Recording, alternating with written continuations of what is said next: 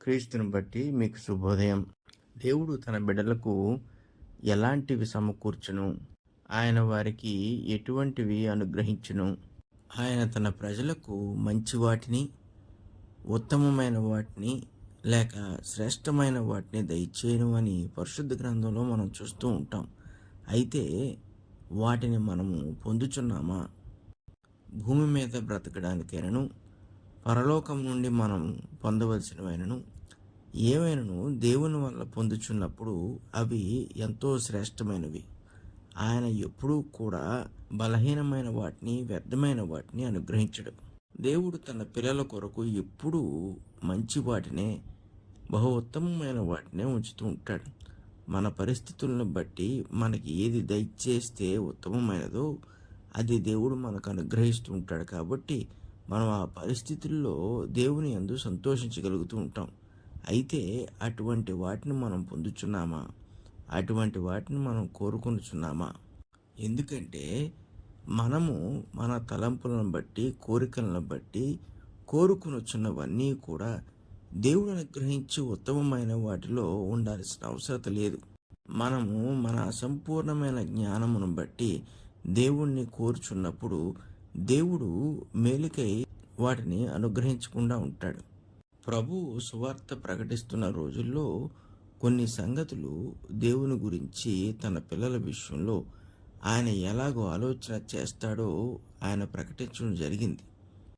మనకు అక్కరగా ఉన్నవన్నీ కూడా ఆయనకు ముందుగానే తెలుసని, కాబట్టి వాటి విషయంలో ఎప్పుడూ కూడా ఆయన దయచేయటకు సిద్ధంగా ఉంటాడని, వాటిని మనకు లోటుగా ఆయన ఉంచడనే సంగతిని ప్రభువు తన యొక్క ప్రకటనలో చెప్పడం మనం వింటూ ఉంటాం. ఆయన ఆకాశ పక్షుల్ని చూడమని చెప్పినప్పుడు వాటి గురించి చెప్తూ అవి విత్తవు, కోయవు, సమకూర్చుకొనవు అని చెప్తూ మనము అంటే దేవుని పిల్లలు వాటికంట శ్రేష్టమైన వాళ్ళము కాదా అనే ప్రశ్నను అడిగినప్పుడు దేవుడు మనకు అవసరమైన వాటన్నిటినీ కూడా మనం అడగకముందే, మనకు తెలియకముందే సమకూర్చి ఉంటాడన్న సంగతిని ఆయన జ్ఞాపకం చేస్తున్నాడు. దేవునితో వ్యక్తిగత సహవాసము లేనివారు, అలాగే తమ విశ్వాసమును కాపాడుకోలేని వారు, దేవుని యందు ఉండవలసిన నమ్మకము సరైన విధానంలో లేక క్రమముగా లేని పరిస్థితుల్లో ఈ సంగతులు వారికి వర్తించవు. దేవుడు తన బిడ్డలకు దయచేసే విషయంలో ఎంతో ముందుగానే ఆలోచన చేస్తూ ఉంటాడు. వారు అడగకముందే, ఊహించకముందే దేవుడు వారి కొరకు ఏర్పాట్లను చేసేస్తూ ఉంటాడు. ఇది కేవలము విశ్వాసములో కొనసాగుచు దేవుణ్ణి సంతోషపెట్టుచున్న వారికి మాత్రమే అనుభవ జ్ఞానముగా వాళ్ళకి కలుగుతూ ఉంటుంది.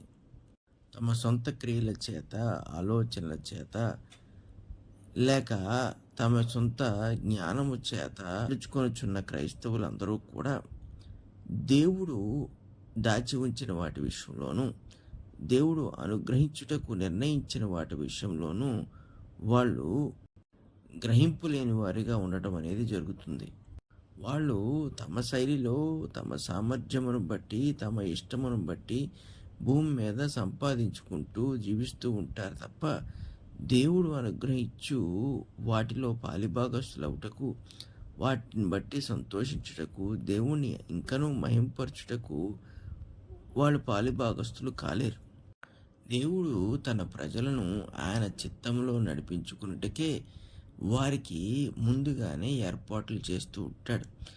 ఈ చిత్తము ఎప్పుడైతే నెరవేరవలసి వచ్చిన పరిస్థితి ఏర్పడిందో ఆ సమయంలో దేవుడు వాళ్ళకి ఏర్పాటు చేసిన సంగతులన్నిటిని కూడా బయలుపరుస్తూ వాళ్ళని సంతోషపెట్టుచు దేవునికి నమ్మకంగా జీవించే అవకాశమును ఆయన ఇంకను విస్తరింపజేస్తూ ఉంటాడు. ఆదికాండము 45:20 చూసినప్పుడు, ఐగుప్తు దేశమంతటిలోనున్న మంచి వస్తువును మీవే అగును గనుక మీ సామాగ్రిని లక్ష్య పెట్టకూడని చెప్పమనగా, ఇది ఫరో ఇచ్చిన ఆజ్ఞ. ఎవరికి అంటే యోసేపు యొక్క అన్నదమ్ములకు ఇచ్చిన ఆజ్ఞ. ఎప్పుడైతే యోసేపు సోదరులు వచ్చి ఉన్నారని ఫరో అతని ఇంటిలో ఉన్న సేవకులు తెలుసుకున్నారో వాళ్ళందరూ కూడా ఎంతో సంతోషించారు. సంతోషించిన తర్వాత ఈ కరువు సమయంలో ఫరో ఒక ఆజ్ఞగా యోసేపుకి ఇది చెప్పడం జరుగుతుంది. ఒక సామాన్యమైన మాటగానో లేకపోతే ఒక అవకాశాన్ని కలుగు చేస్తున్నట్టుగానో ఫరో చెప్పలేదు. ఒక ఆజ్ఞగా చేయమన్నాడు ఇదంతా కూడా. దేవుడు యాకోబు అతని సంతతికి చేసిన ఏర్పాటు యాకోబైనను అతని కుటుంబ సభ్యులైనను ఎవరునూ ఊహించలేదు. కానీ ఎంతటి గొప్ప ఏర్పాటు చేశాడంటే యాకోబు అతని కుటుంబము ఊహించలేనంతటి ఏర్పాటును చేశాడు. వాళ్ళకి ఏది అవసరమో అది మాత్రమే కాకుండా అవసరానికి మించి కూడా వాళ్ళను ఆశీర్వదించినట్లుగా వాళ్ళకి ఏర్పాటు చేశాడు. ఐగుప్తు దేశంలో ఏదైతే ఉత్తమమైనదో అది దేవుడు వాళ్ళకి కలుగు చేశాడు. అందుకు ఫరో మనసును యోసేపు ద్వారా సంపాదించుకున్నాడు. యోసేపు ఎప్పుడైతే దేవునికి నమ్మకంగా జీవించడం అనేది చేశాడో అతడు తన జీవితంలో చాలామంది దయను పొందుచు ఈ స్థితికి దేవుని కృప వల్ల రావటం జరిగింది. కాబట్టి ఫరో కూడా యోసేపు విషయంలో దేవుడు కోరుకున్న దాన్ని జరిగించడం అనేది మనం చూస్తున్నాం. ఈ అనుభవము పాత నిబంధన కాలంలో మనము చాలామంది విషయంలో చూస్తూ ఉంటాం. కానీ క్రొత్త నిబంధనకు వచ్చేటప్పటికి ఇంత విపులముగా ఒక వ్యక్తి గురించి ఎక్కడా కూడా చెప్పినట్లుగా మనం చూడం. అయితే దీని యొక్క సారమును మనము క్రొత్త నిబంధన భక్తుల్లో చూస్తూ ఉంటాం. అందుకే పౌలు కూడా ఒక చోట అంటూ ఉంటాడు, మనం ఊహించిన వాటికన్నాను అడిగిన వాటికన్నాను మనకు అధికముగా దయచే దేవునికి స్తోత్రము అంటాడు. ఇది పౌలు యొక్క అనుభవం. పౌలు ఏ రీతిగా అయితే దేవునికి నమ్మకంగా జీవించడం ప్రారంభించాడో దానిని బట్టి దేవుడు అతని కొరకు చేయవలసిన ఏర్పాట్లన్నీ ముందే చేసేయడమే కాకుండా అతడు ఊహించిన వాటికంటను కూడా దేవుడు అధికముగా ఏర్పాట్లు చేయడం అనేది చూస్తూ వచ్చాడు. అయితే ఇతనికి యూదుల చరిత్ర యొక్క జ్ఞానము కూడా ఉంది కాబట్టి దేవుడు అలా చేయగలిగిన వాడు అని ముందుగానే నమ్మగలిగిన వాడు. అందువలన అతడి దినముల్లో కూడా ఎక్కడైతే అతడుకు అక్కర ఉన్నదో అక్కడ దేవుడు అతడు కోరిన దానికన్నా కూడా ఎక్కువగా దయచేయడం అనే దాన్ని చూస్తూ వచ్చాడు. ఎన్నోసార్లు అవసరాలు తీర్చాడు, అవసరాలకు మించి కూడా దేవుడు అతనికి దయచేశాడు. అందుకే పౌలు దేవుని విషయంలో ఎంతో ఉత్సాహంతో ఆ మాటలు అనడం మనం చూస్తూ ఉంటాం.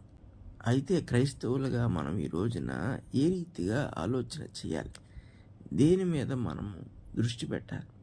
దేవునితో సహవాసం మీద, యేసుక్రీస్తు ప్రభుతో మన యొక్క అనుబంధం మీద, ఆయన ఆజ్ఞను పాటించడం మీద, ఆయన యొక్క చిత్తమును జరిగించడం మీద మన యొక్క దృష్టిని ఎక్కువగా పెట్టాలి.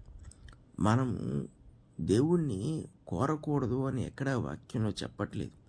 కానీ దేవుడు మన గురించి మనకన్నా ఎక్కువగా ఆలోచన చేస్తాడనే సంగతిని దేవుడే బయలుపరుస్తున్నాడు. కాబట్టి అవసర కాలములో మనము ఎందుకు ప్రార్థనలు చేస్తూ ఉంటామంటే మన భయమును పోగొట్టుకోవడానికి మనం ప్రార్థన చేస్తూ ఉంటాం. కానీ దేవుడు ఆ సమయమునకు మనకి ఏది అవసరమో అది ముందుగానే ఏర్పాటు చేసి ఉంటాడు కాబట్టి మనకు దయచేస్తూ ఉంటాడు.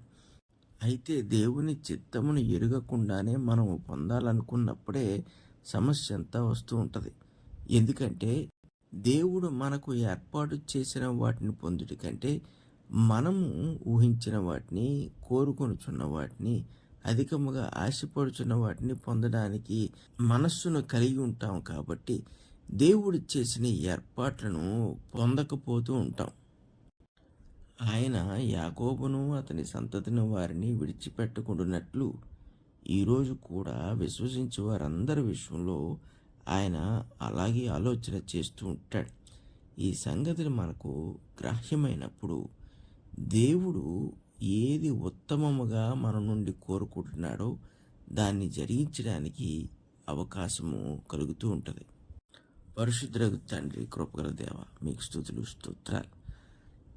మీ చిత్తమును మేము జరిగించి మా నుండి మీరు కోరుచున్న వాటిని మేము జరిగించున్నట్లు సహాయం చేయమని ప్రార్థన చేయొచ్చు. యేసు నామమున అడుగుచున్నాం తండ్రి, ఆమేన్.